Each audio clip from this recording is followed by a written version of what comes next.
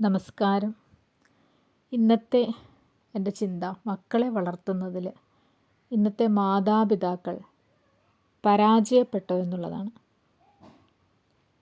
കഴിഞ്ഞ കുറേ നാളുകളായി കേൾക്കുന്ന വാർത്തകളിൽ 16, 17, 12 വയസ്സൊക്കെയുള്ള, അതായത് ചെറിയ പ്രായത്തിലുള്ള മക്കൾ ചെയ്തുകൊണ്ടിരിക്കുന്ന അന്യായങ്ങളും അതിക്രൂരമായിട്ടുള്ള കൊലപാതകങ്ങളും പീഡനങ്ങളുമൊക്കെയാണ് ശ്രദ്ധയിൽപ്പെടുന്നത്. മക്കൾക്ക് വേണ്ടി തൻ്റെ ജീവിതവും ജീവനുമൊക്കെ ഉഴിഞ്ഞു വെച്ച് ജീവിക്കുന്ന മാതാപിതാക്കളുടെ കാലത്താണ് ഇന്നും നമ്മൾ ജീവിക്കുന്നത്. കഴിഞ്ഞ കാലങ്ങളിലൊക്കെയും ജീവിച്ചിരുന്നത് അങ്ങനെ തന്നെയാണ്. അപൂർവങ്ങളായിട്ടുള്ള മാതാപിതാക്കൾ മാത്രമാണ് ഏതെങ്കിലും തരത്തിലുള്ള മക്കളെ ഉപദ്രവിക്കുന്നതിൻ്റെ കാര്യങ്ങളൊക്കെ പത്രങ്ങളിൽ നമ്മൾ വായിക്കുന്നത്. എന്നാൽ മക്കൾക്ക് വേണ്ടി അവരുടെ അധ്വാനം മാറ്റിവെക്കുന്ന കൂടെ മക്കളെ കരുതാനും മക്കളെ സ്നേഹിക്കാനും അവർക്ക് വേണ്ടി സമയങ്ങൾ ചെലവഴിക്കാനും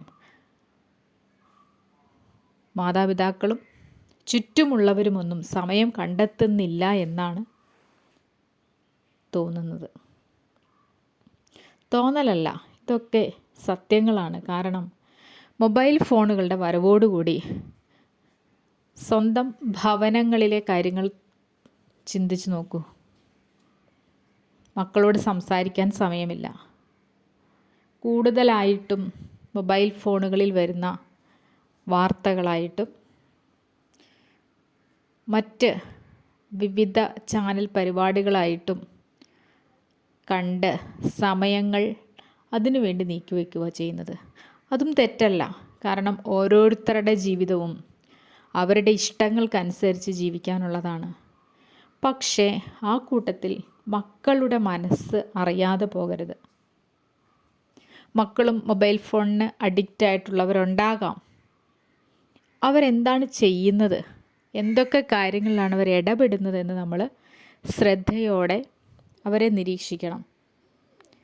സാമ്പത്തികമായിട്ട് അവർക്ക് വേണ്ടുന്നത് എല്ലാ ഹെൽപ്പും ചെയ്തു കൊടുക്കുന്ന കൂടെ മെൻ്റലി അവരെ ഉയർത്തിക്കൊണ്ടുവരാൻ നമ്മൾ ശ്രദ്ധിക്കണം. സ്കൂളുകളിൽ പഠിക്കുന്ന കുട്ടികളിൽ നിന്ന് പോലും പലതരത്തിലുള്ള അക്രമങ്ങൾ നടക്കുന്നതായിട്ട് റിപ്പോർട്ട് ചെയ്യപ്പെടുന്നു.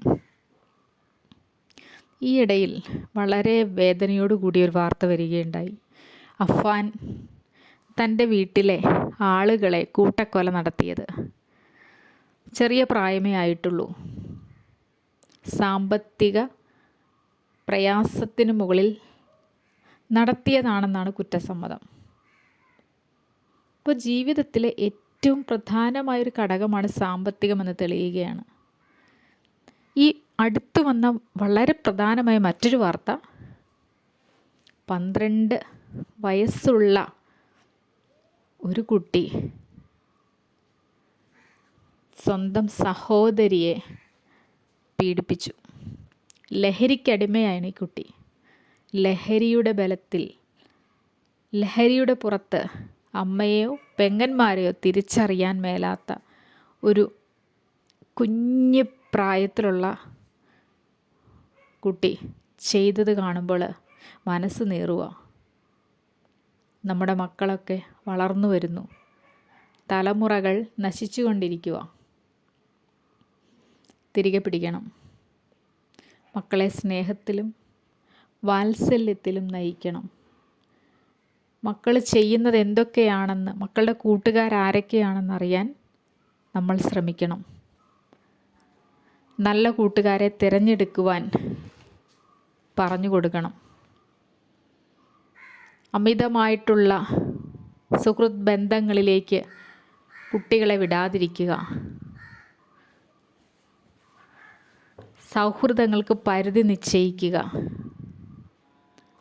തൻ്റെ സ്വഭാവത്തിന് ചേരുന്നവരാണോ കൂട്ടുകാരെന്ന്, തൻ്റെ മക്കളുടെ സ്വഭാവത്തിനോട് അടുക്കുന്നവരാണോ കൂട്ടുകാരെന്ന് മാതാപിതാക്കൾ അന്വേഷിച്ചു കൊണ്ടേയിരിക്കുക. മാതാപിതാക്കൾക്കും കുട്ടികളെ വളർത്തിക്കൊണ്ടുവരുന്നതിൽ സ്വഭാവ രൂപീകരണത്തിൽ പങ്കുണ്ട്. അധ്യാപകർക്ക് കുട്ടികളെ ശിക്ഷിക്കാൻ, അവരെ നേർവഴി നടത്താനും വിലക്കുള്ള ഒരു കാലത്താണ് ഇന്ന് നമ്മൾ ജീവിക്കുന്നത്. തെറ്റ് കണ്ടാൽ, ചൂണ്ടിക്കാണിച്ചാൽ അതിനെതിരെ നിൽക്കുന്ന വീട്ടുകാരും കുട്ടികളും തങ്ങളുടെ ജോലിയുടെ സുരക്ഷയെ വിചാരിച്ച് അവരും നിശബ്ദരായി പോവുകയാണ്. ഇതൊക്കെയാണ് ഇന്നത്തെ ഈ സമൂഹത്തിൽ കുട്ടികൾ ഇത്രയധികം വഷളന്മാരായി മാറാൻ കാരണം.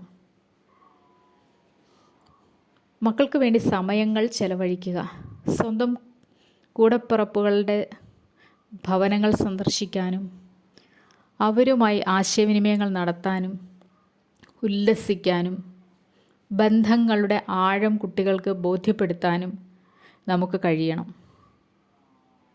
കഴിഞ്ഞ കാലങ്ങളിലൊക്കെ ജീവിച്ചിരുന്നത് പോലെ സന്തോഷത്തോടും ഒത്തൊരുമയോടും സ്നേഹത്തോടും കൂടി ജീവിക്കുവാൻ കുട്ടികളെയും പഠിപ്പിക്കണം.